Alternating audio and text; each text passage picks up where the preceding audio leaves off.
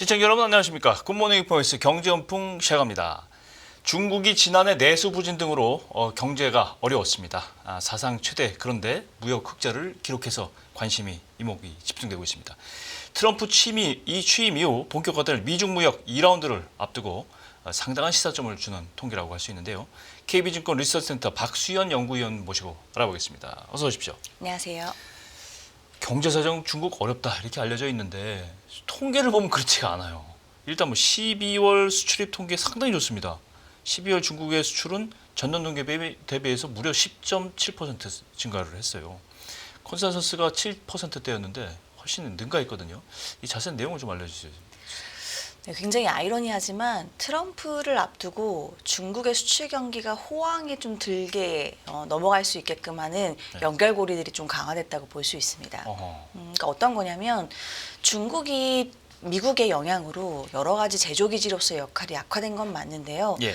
여전히 다양한 물품이나 소재, 중간재 이런 것들이 중국산으로 공급되고 있는 것은 사실입니다. 그렇기 때문에 관세가 올라가기 전에 중국에서 미리 선수요로 받을 수 있는 물건들은 받아놓자.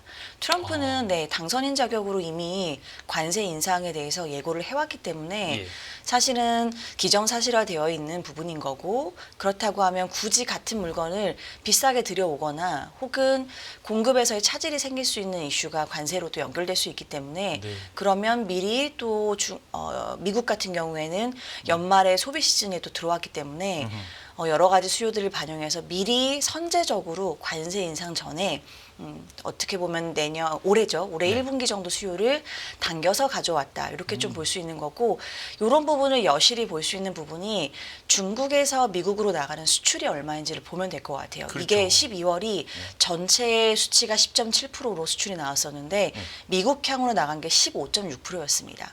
미국 쪽으로 수출한 게 상당한 기여를 했군요. 네, 그러니까 정말 미국의 관세 인상에 따라서 선제적으로 물건을 확보하려는 수요가 중국의 수출 서프라이즈를 만들어냈다. 1번. 두 번째로는 장기간 트럼프 이후로 중국에 대한 무역 제재가 이어지면서 중국이 우회 기지들을 많이 만들어놨습니다. 대표적으로 아세안 국가들의 우회 기지들을 통해서 미국으로 나가는 물량들이 많이 늘어났는데요. 그래서 아세안으로 나가는 물량이 한 16% 정도.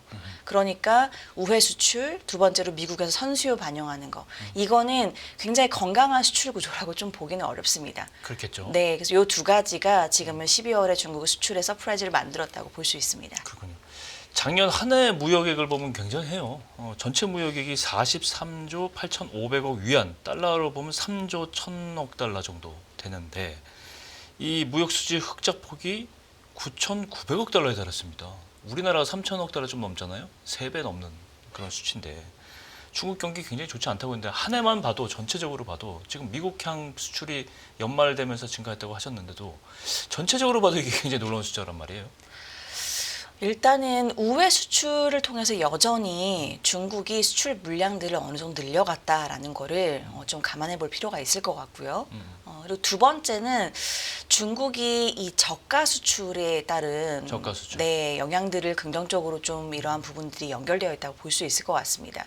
중국이 내수 경기가 안 좋다 보니까 대표적으로 중국의 어떤 소비 시장을 좀 대변하는 트렌드는 저가 소비거든요. 그렇죠. 정말 초저가로 소비를 진행하고 있는 모습이 중국인데 그러다 보니 이 저가로 물건을 생산하는 생산자 입장에서는 사실 어떻게 내가 이익을 낼 수 있을까의 관점에서는 최대한 많이 만들어서 박리담회식으로 가져가는 구조가 좋습니다. 싸지만 이윤이 적지만 많이 팔면 되잖아요. 네, 맞습니다. 그래서 물량을 늘리면 되는 거거든요. 가격은 떨어지지만 그러면 중국 안에서의 공급 과잉을 저는 당연히 자연스럽게 만들어낼 수밖에 없다고 보고, 그러면 이 공급 과잉을 밖으로 밀어내면 생산자 입장에서는 많이 만들어서 많이 팔 수 있는 구조가 어느 정도는 좀 형성이 될 수 있는 겁니다. 중국 안에서 모든 물건을 소화하기가 좀 쉽지 않기 때문에. 그렇죠. 그래서 이렇게 저가 물건들을 쏟아내는 관점에 있어서 미국은 사실 전향적인 태도로 계속해서 중국에 대해서 압박을 하겠다 이런 강도들을 높이고 있지만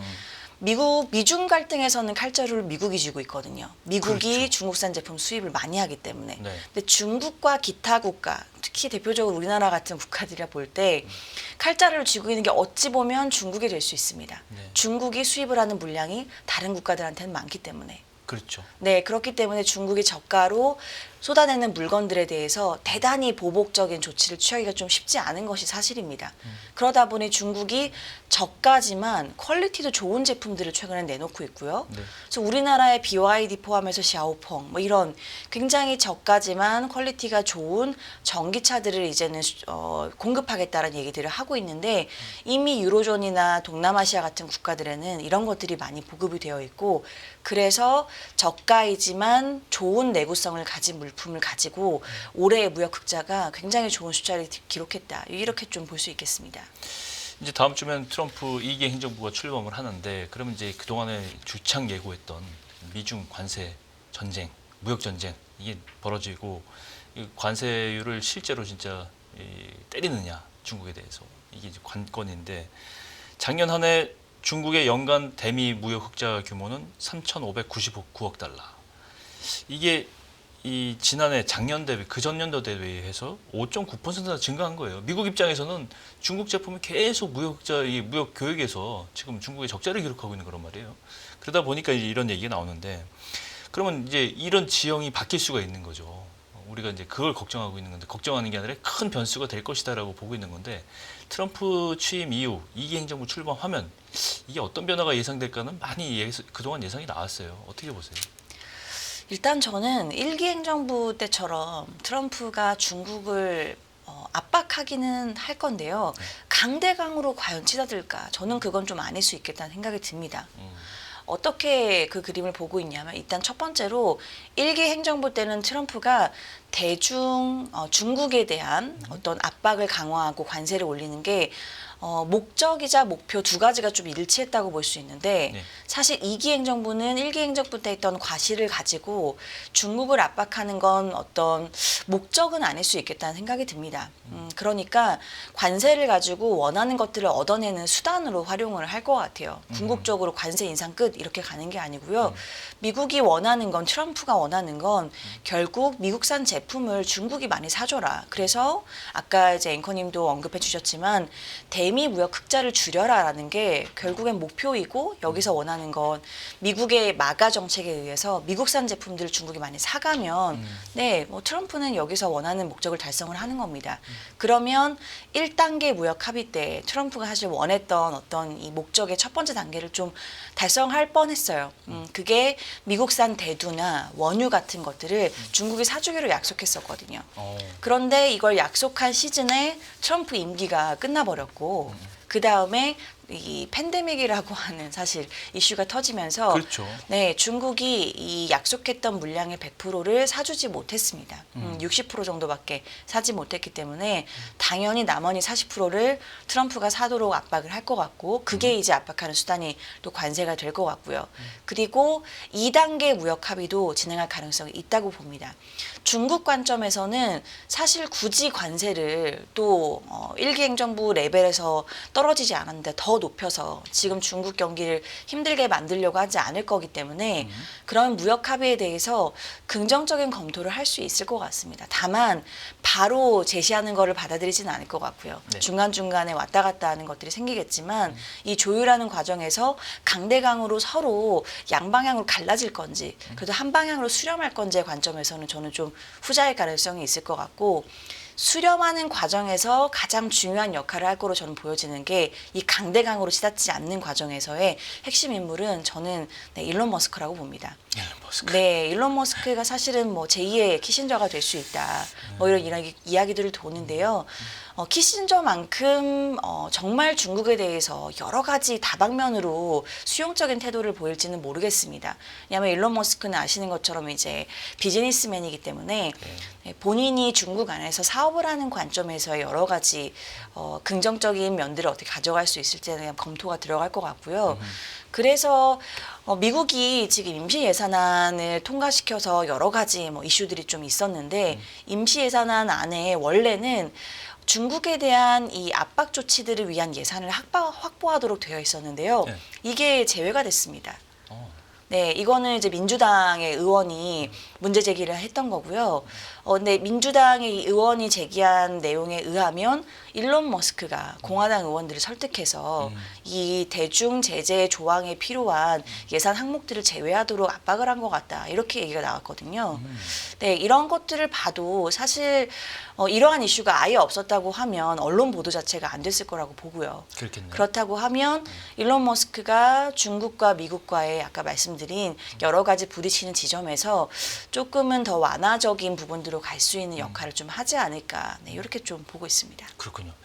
그런 어떤 기저가 또 숨어 있는지는 좀 저도 이제 새로 각인이 되는데 어떻게 보면 미중 갈등의 판은 지금 트럼프 새 행정부의 어떤 각오, 그다음에 시진핑의 지금 어떤 그 내부 결속 단속, 뭐 이런 게 막 겹쳐 있다는 생각이 안 들 수가 없거든요. 지금 뭐 중국 상황은 만만치가 않아요. 지금 뭐 경제 성장률도 계속 떨어지고 있고 통계를 보면 12월 소비자 물가 중국은 이제 보면은 거의 0%예요. 0.1% 상승이라고 하지만 이 물가는 거의 움직이지 않고 있어요. 근데 소매 판매 쪽은 또 내수는 증가하고 있어요. 또 이 상충되는 사실은 지표란 말이죠. 이거를 보면 중국 내수 경기를 어떻게든지 중국은 좀 부양을 하고 싶은데 저가 공세로 나간다. 그 말씀이 조금 이제 여기에 좀 연결되는 부분이 아닌가 하는데 중국 경제의 현 상황을 시사하는 이런 지표들이 좀 어떤 식으로 흘러가고 있는지를 말해주는 것 같아요. 네, 맞습니다. 정확히 중국이 지금 맞닥뜨리고 있는 현실에 대해서 지적을 해주신 것 같고요. 결국에는 이 소매 판매랑 CPI는 같은 함수에서 움직이는 거거든요. 그렇죠. CPI라고 하는 이 물가에 얼마나 만큼 양적인 소비를 했는지 이 물량을 곱해서 소매 판매가 사실 나오는 건데 이 가격은 계속 떨어지고 물량적으로 싼 거를 많이 사다 보니까 전체 소매 판매는 늘어나는 겁니다. 그래서 이 두 개가 사실 어찌 보면 거꾸로 움직이는 기현상이죠. 네, 좀 어찌 보면 일반적이지 않은 현상들이 중국에서 나타나고 있는 건데요. 네. 그러면 중국이 지난해 9월부터 굉장히 전향적으로 경기 부양에 대한 조치들 이야기를 했었는데 효과가 아예 없었냐? 그거는 아니기는 합니다. 일단 전체 CPI는 0.1%로 물론 뭐 좋다고 말할 수는 없지만 코어 CPI 기준으로 이거는 물가에 많이 사실 이 변동성을 반영하는 에너지라든지 그 다음에 여기 곡물 같은 것들, 음식료, 네 이런 것들을 제외하고 나서 발표를 하는 건데 요거는 3개월 연속 반등을 하긴 했습니다. 정확히 딱 9월 이후에 3개월 연속 반등을 한 거고 그리고 반등을 했고 시장이 이걸 긍정적으로 좀 바라볼 수 있을까의 관점에서 절대 숫자가 또 중요한데요. 절대 숫자가 반등했는데 0.4가 나왔습니다. 그러니까 이것도 뭐 코어 CPI가 올라서 나쁘지는 않은데 전반적인 물가 레벨이 여전히 낮구나. 그러면 중국 정부가 더 강한 재정 정책을 해야 된다. 이렇게 연결이 되는 건데요. 그렇죠. 중국이 재정 정책을 하겠다라고 9월 달부터 계속 얘기는 하고 있는데 숫자에 대한 언급이 전혀 없습니다. 근데 중국은 3월 양회 이전에는 숫자 언급을 원래 안 해주기는 합니다. 근데 워낙 트럼프를 앞두고 사람들이 불안감에 대한 어떤 부분들이 좀 고조가 되고 있고 네. 경기가 여전히 좋아지지 않다 보니 숫자에 굉장히 목을 매고 있는 상황이라 이런 것들이 어찌 보면 중국의 경기 상황을 긍정적으로 바라볼 수가 좀 힘들게 만드는 이러한 부분들로 좀 작용이 되고 있습니다. 중국 얘기할 때 위안화 환율을 빼놓고 얘기할 수는 없어요. 근데 중국은 아시다시피 외환위 관리가 정부 관리가 철저히 들어간 나라 중에 하나고 폐쇄적인 어떤 구조를 갖고 있는데 이 마치 서서히 타는 불처럼 위안화 약세가 계속 지속되고 있습니다. 작년 9월 말에 달러당 7위안이었는데 지금 7.33위안까지 달러당 위안화가 떨어졌어요. 가치가.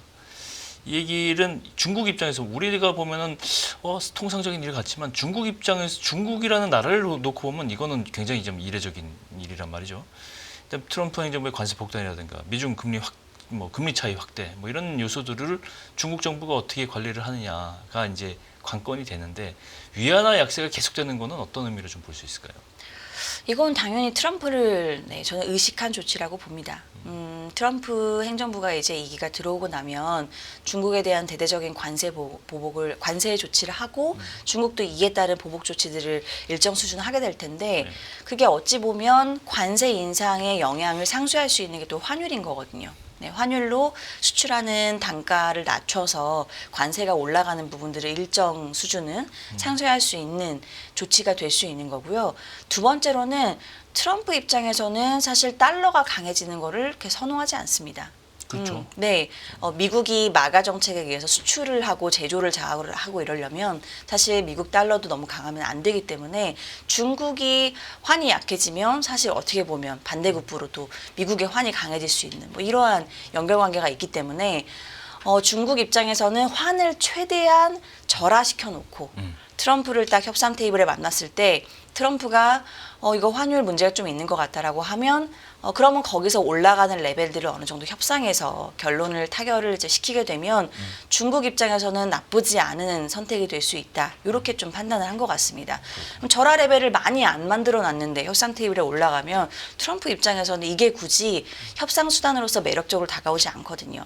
네, 그렇기 때문에 트럼프 올라오기 전에 최대한 절하폭을 좀 가져갈 수 있지 않을까라는 생각이 들고 단기의 절하폭에 대한 어떤 눈높이들을 조금은 높여서 가져가셔야 될 것 같아요. 그러니까 1기 트럼프 행정부 때 중국 환이 1차적으로 10% 정도 절하가 됐었습니다. 그 다음에 두 번째로는 또 7% 정도, 총 한 17% 정도 레벨로 절하가 됐었는데 그럼 지금 현재 레벨에서 저희가 감안을 해보면 물론 지금은 그때만큼 강하게 한 번에 갈 건지는 좀 봐야 될 것 같고요. 합리적으로 그래도 10% 정도를 한다라고 하면 지금 레벨에서 10%면 8위안이 됩니다. 달러당. 8위안. 네. 그리고 7%라고 하면 7.8유알 정도가 되고요. 그래서 요 정도 레벨로 절하를 시켜놓고 그 다음에 트럼프랑 협상을 해서 조금씩 절상하는 방향으로 바꿔서. 네, 갈 수도 있겠다. 네, 요 가능성을 조금 저는 보고 있습니다.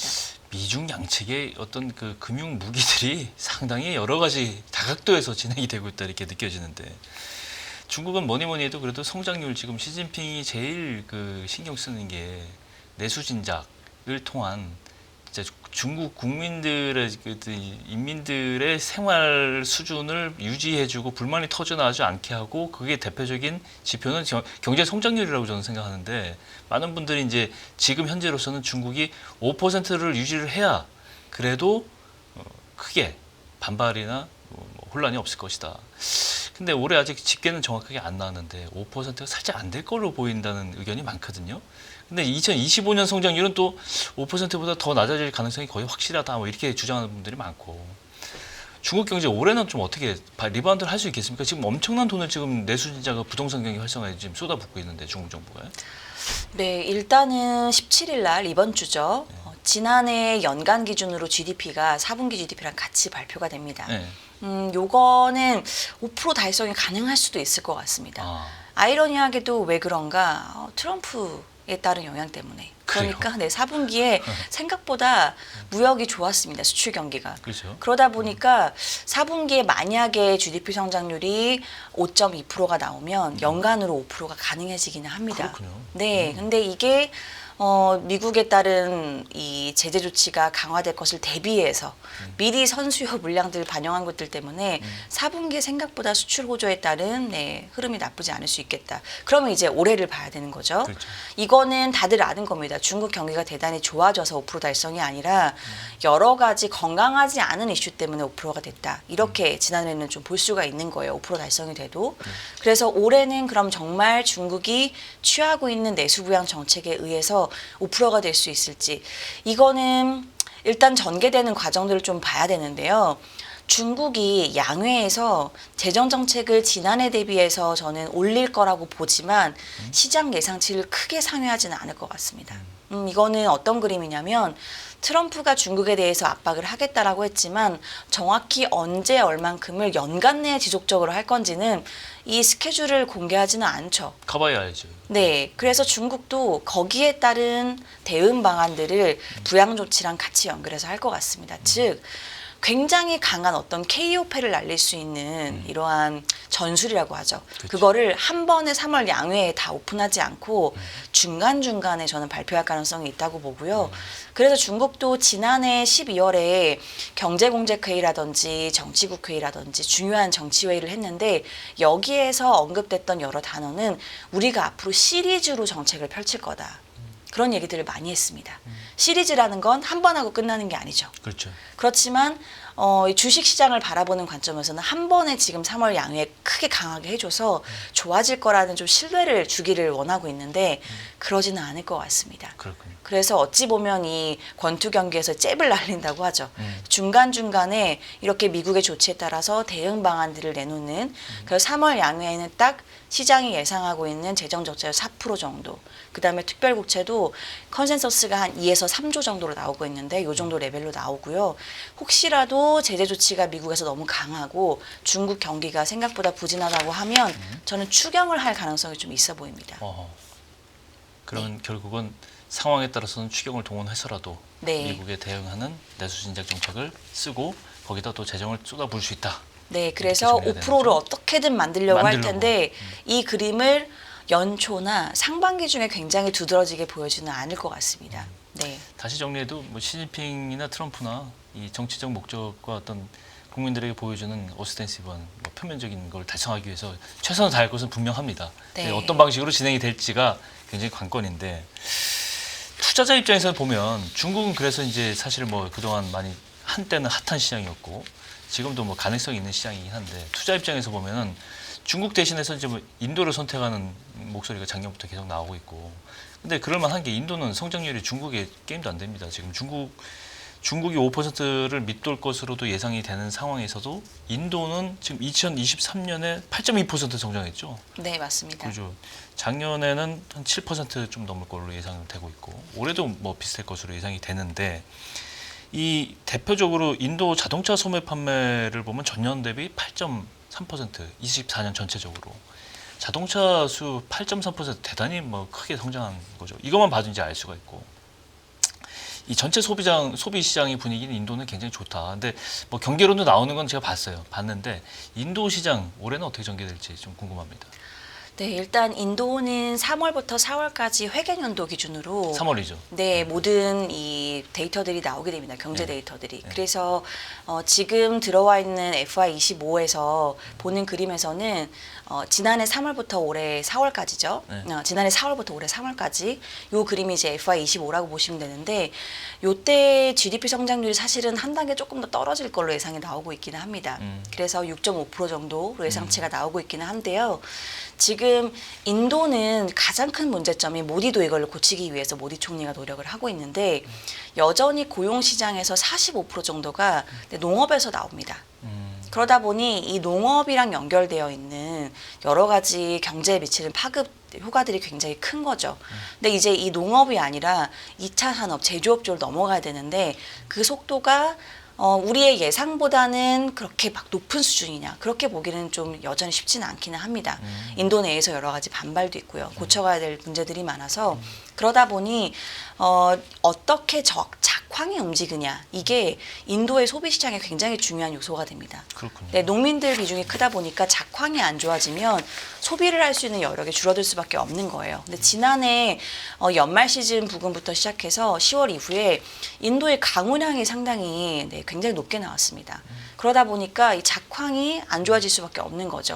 네, 그래서 소비 심리가 조금 약화됐어요 부분이 있고 물가 관점에서 보면 이 수요와 공급 관점에서 공급이 굉장히 많이 줄어드는 겁니다. 네. 예, 강우량이 늘어서 많이 수확을 하지 못하다 보니까.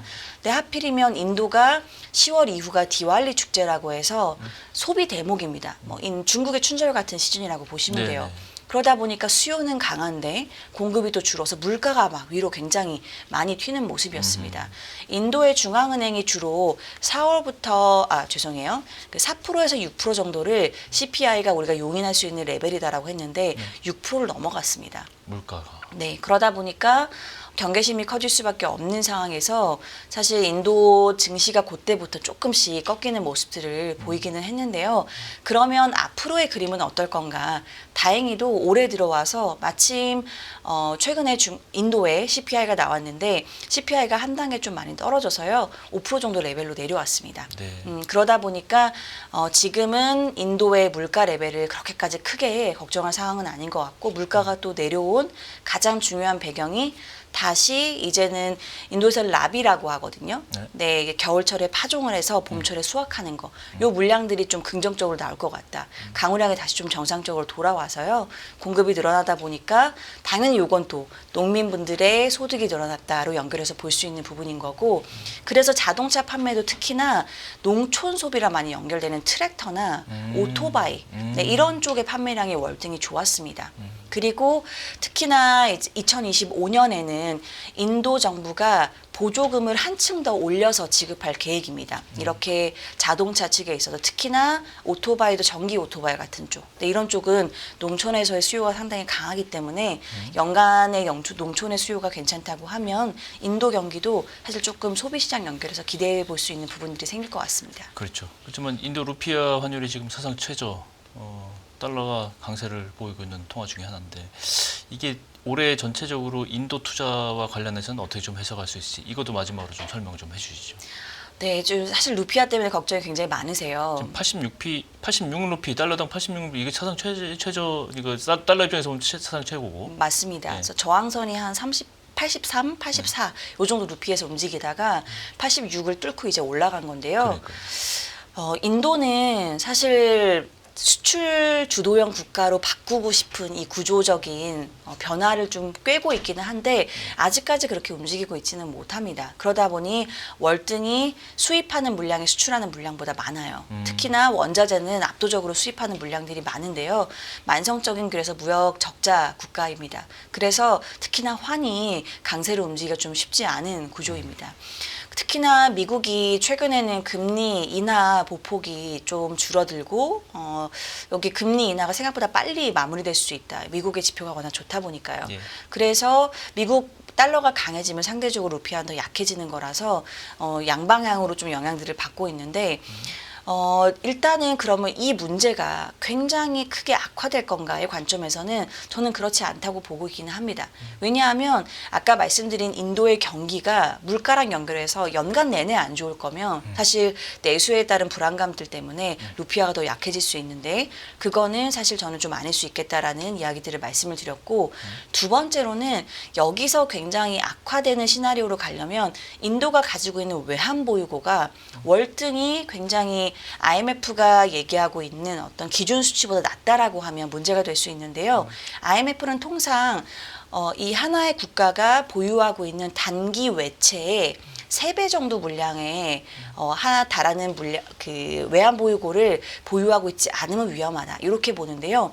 인도가 지금 가지고 있는 외환 보유고는 이 레벨을 상당히 많이 상회하는 수준을 가지고 있습니다. 안전하군요. 네, 그래서 사실은 지금은 인도의 루피아가 절하되는 추세는 당연히 봐야겠지만 이게 굉장히 큰 어떤 크라이시스로 갈 거냐 그렇게 보고 있지는 않습니다.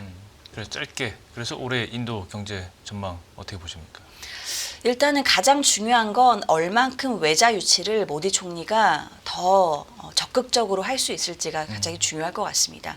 외자 유치를 통해서 결국에는 제조기지를 만들어서요. 여기에서 농업에 종사하는 분들을 제조업 쪽으로 바꾸는 이러한 힘들이 강해질 수 있다고 보고 인도 안에서만의 자금과 힘으로는 상당히 어렵다고 봅니다. 외자를 통한 산업 구조 개혁, 뭐 이런 거군요. 그죠? 네, 맞습니다. 그래서 일론 머스크도 중국이랑 여러 가지 방안들을 검토하고 있긴 하지만 인도에도 굉장히 빈번하게 가고 있습니다. 그래서 모디 총리가 중요한 글로벌 기업들을 또 막 초청해서 하는 행사들을 지금 준비 중이다. 이런 얘기들이 나오는데요. 일론 머스크도 당연히 갈 것 같고요. 그렇게 되면 이러한 조치들이 얼만큼 사실 1분기 중에 조금은 성과를 보여서 연간의 그림들을 좀 더 긍정적으로 그려갈 수 있을지가 올해 인도 경제를 볼 때 상당히 좀 중요한 바로미터가 될 것 같습니다. 그렇군요. 올해도 인도 경제 좀 자세히 살펴볼 필요가 있을 것 같습니다. 네, KB증권 리서치센터 박수연 연구위원님과 함께 중국과 인도 금융시장 상황 종합적으로 정리해봤습니다. 오늘 말씀 고맙습니다. 감사합니다.